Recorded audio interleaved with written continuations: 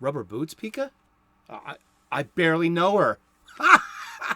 Hey, welcome back to the golden age of DC Comics 365 days, where I take this beloved hardcover coffee table book given to me about 2 decades ago by one of my best friends. This has been surfing my coffee table ever since and has been a great source of comic book shop style conversations, the kind I wish to recreate today, right now, with you. Thank you so much for tuning in today. You are the most important part of this show. Seriously, this conversation that we're having and been having all year long, keep it coming. Keep those comments coming. Let's continue this conversation. This is really fun, talking about comic books every day, once a day, for like all year long and the rest of the year. I mean, I'm in, you're in, we're together. I'm loving this. Thank you so much. The golden age of DC Comics runs between 1938 and 1955, the silver age between 1956 and 1970, the bronze age between 1970 and 1985, and the copper age begins in 1985. I get these standards and definitions from the glossary of the latest edition of the Overstreet Comic Book Price Guide. This is a great edition for any comic book fan. This is chock full of great information and is a good standard to have such conversations, such as the ages of comic books.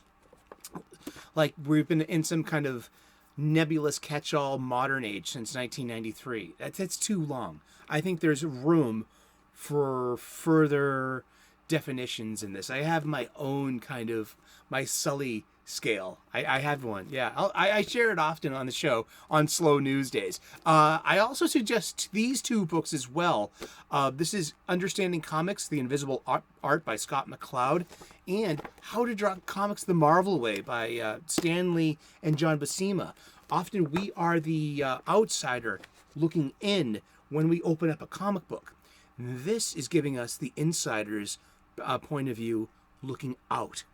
And so I invite you to get these books. You can find the links to the Amazon pages in the description, especially this one here. This is a 2004 Abrams publication, written and curated by Les Daniels, Chip Kidd, and Geoff Spear.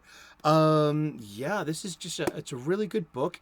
And you can get one new or used. I like getting used books because it's giving us a good book a second life. And that's what I'm doing right here with this book, too. I've had this for years. I thought it would make excellent content and a great excuse to talk about comic books every day. That's exactly what we're going to do. We're using this 365 days book for its intended purpose. We're going to open up to today's date, October the 5th. We're going to look at some comic book art of an antediluvian age. We're going to read the blurb, and then we're going to talk about comic books. And we're going to talk about comic books every day for the rest of the year. So here we go. Let's open up the book. I hope that you are clobbering your problems and not being clobbered by them. Over and out. All right. We've got some awesome art today by Frank Frazetta, one of the masters of fantasy art. But before he got that reputation, he made his bones and cut his teeth in comic books. Yeah, and so this is from Adventure Comics 159, December of 1950. And it's the Shining Knight, who's been around since 1940.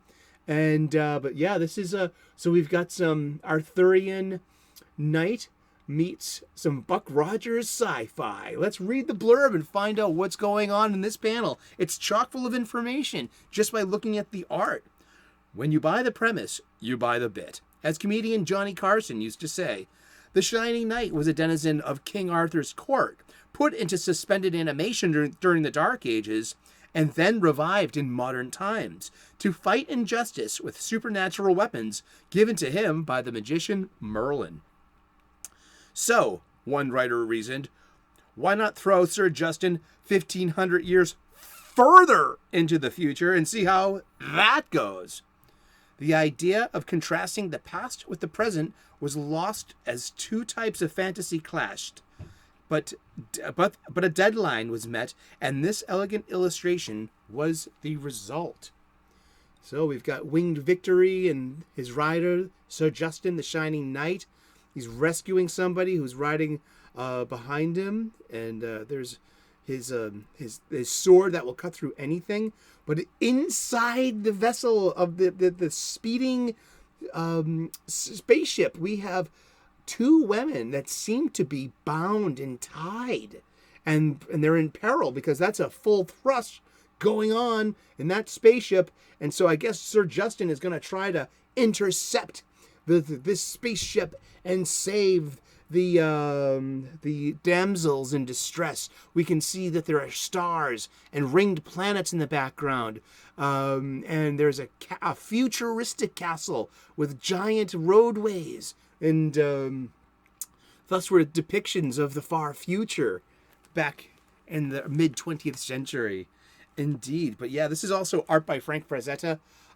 So we always notice the triangulation. Like we can imagine a triangle in the middle of this image.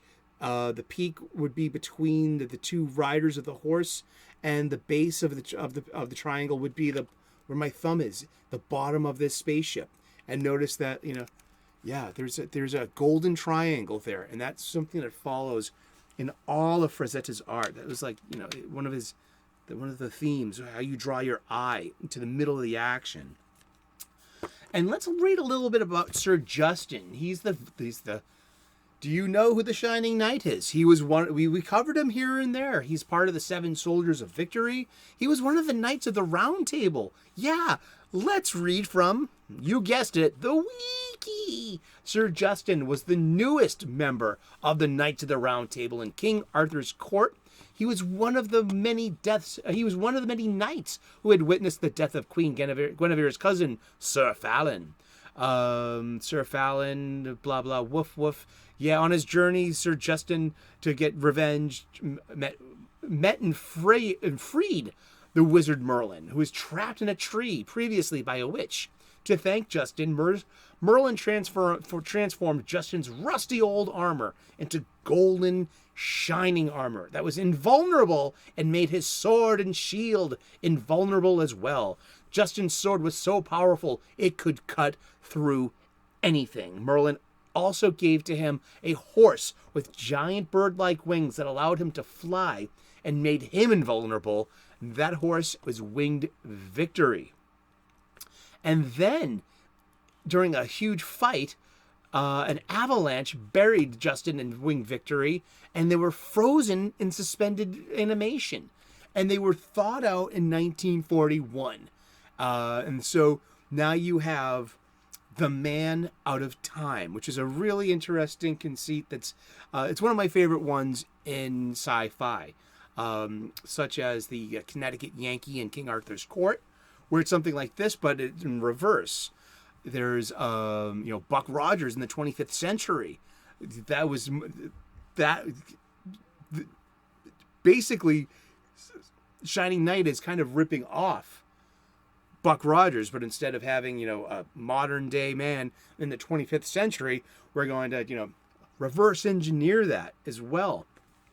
And it's interesting because both Buck and Sir Justin here are put into a state of frozen and suspended animation. And this is exactly what happens to Captain America to justify him being part of World War II and then waking up in the current age. And so I think, I always like it when Captain America as well is handled a little bit, it's kind of a naivete, but it's more of just getting used to the new world and seeing the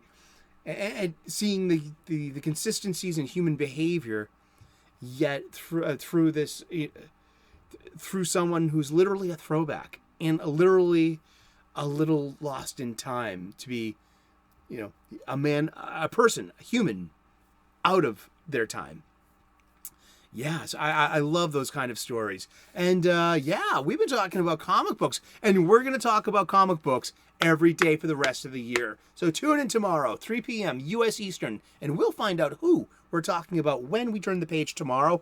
Please like and subscribe. I would love to earn your subscription. We make daily content here. I'm doing twice daily content the month of October. I am doing the 31 Days of Halloween.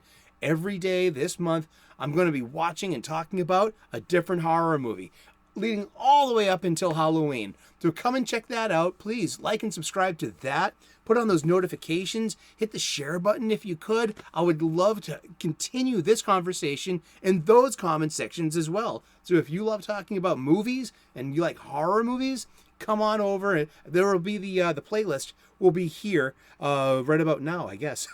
Cheers. God bless. Namaste. Good luck. And we will see you again tomorrow in those funny pages. Ciao. Bye-bye.